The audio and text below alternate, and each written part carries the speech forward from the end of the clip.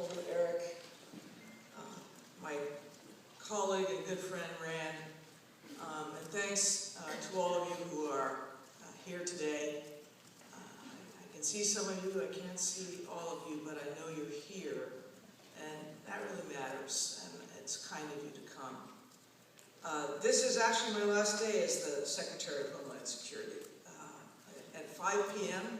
EDT.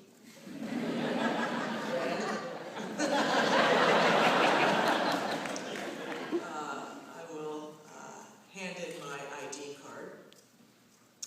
And I can't think of a better way to spend it than with colleagues and friends and partners who have really made the last 4.5 years so memorable and special to me.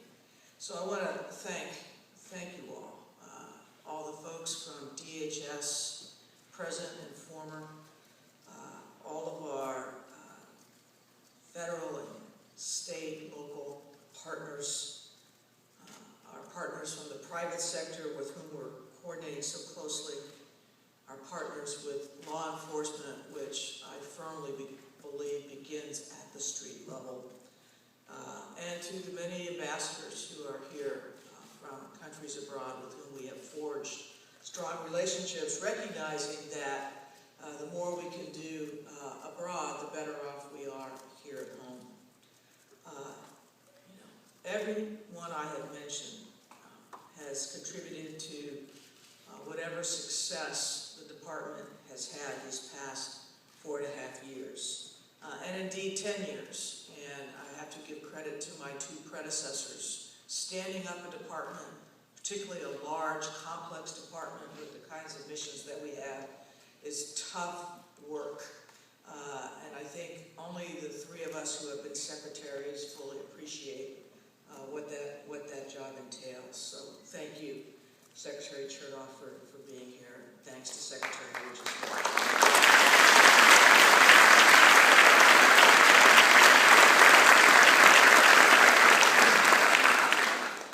I think we have actually done a lot in the last 4.5 years. That's why so many of the people here look a little tired. And so last week I gave a speech when I laid out some of the achievements we've marked, some of the achievements of which, quite frankly, I'm very proud.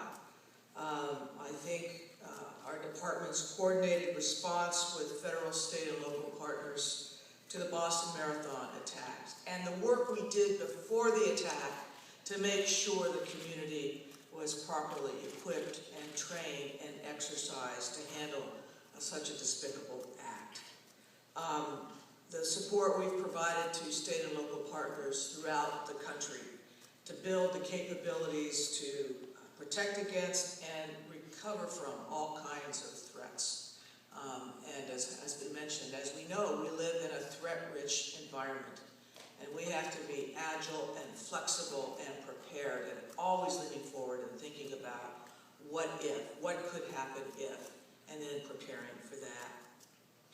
I think our work to strengthen the international aviation system following the Christmas Day attempt in 2009, where we quickly went around the world, realizing that aviation is an international network, not just a domestic network. So that by October of that year, we had agreements forged with 190 countries around the world in terms of strengthening international aviation standards. The work strengthening the borders, particularly the southwest border, enforcing the immigration laws, always an easy and non-controversial area. Combating transnational criminal activity, combating cyber threats and cyber crime, and enhancing our ability to protect cyberspace, which is, I believe, going to be one of the most active threat vectors our country faces in the future. And our ability to respond when Mother Nature acts up, when we have earthquakes and tornadoes and forest fires and hurricanes like Sandy, 4.5 years, we have managed 325 federally declared disasters. That's a lot of work, and many of you are responsible for our ability to do that. Nothing I've described would be possible without the dedication of the men and women at DHS. And I think it's not about me so much, it's about them, it's about you. And it's credit that I believe is overdue. Facing these kinds of challenges each and every day, working each and every day to keep the country safe.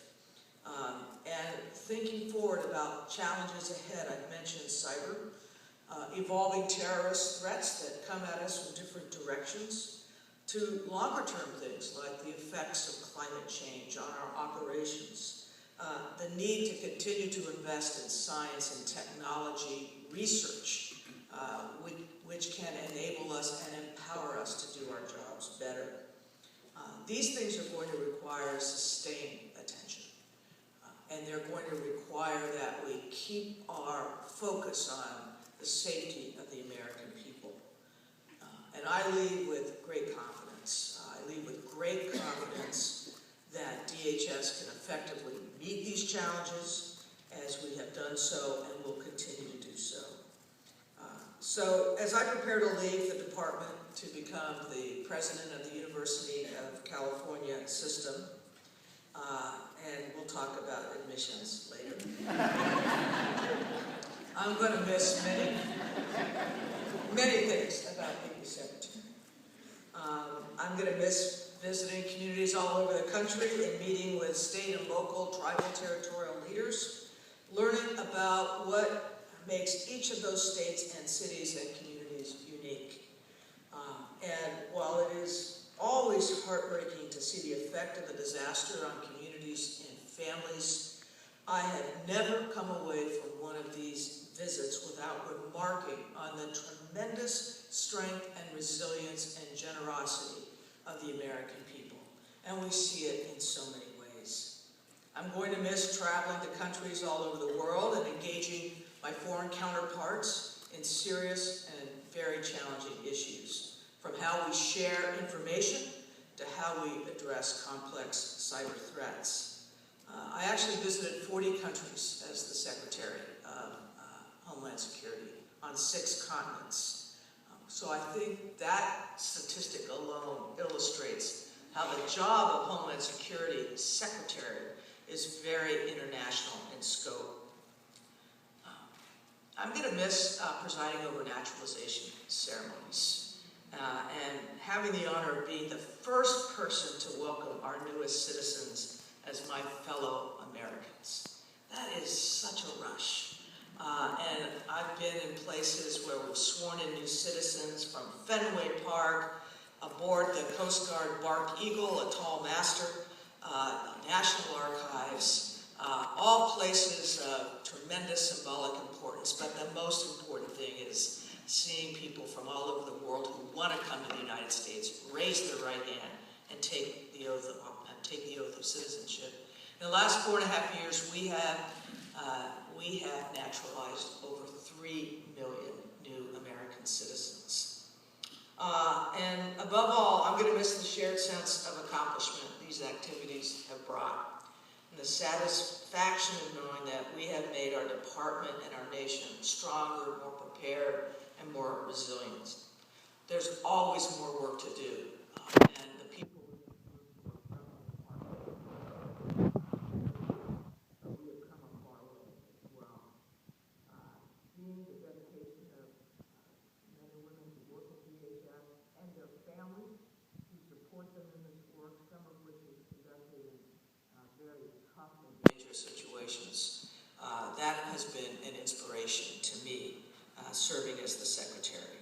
And I know after I leave, you will still be committed to our mission, that you will still perform and you will still continue to serve this country with dedication, just as you have during my time at the department. I said last week that leading DHS has been the highlight of my professional career, and I wasn't kidding about that. It has been an immense honor and privilege, and I want to thank you for your friendship, your partnership, your commitment.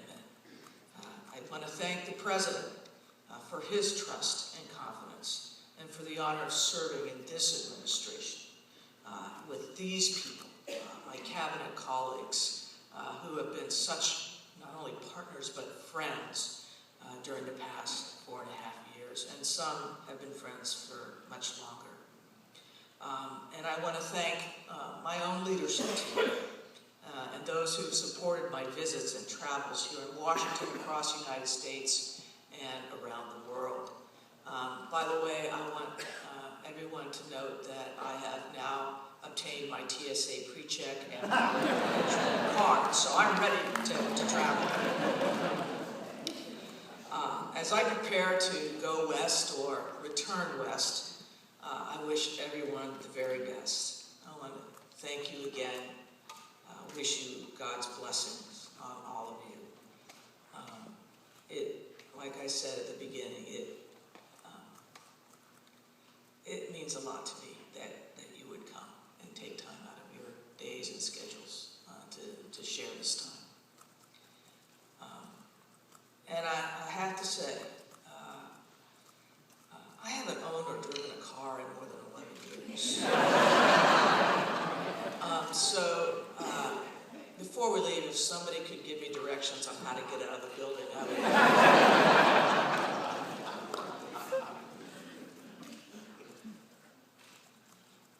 You all have been just great. I couldn't have asked for more. And I think the country has been well served.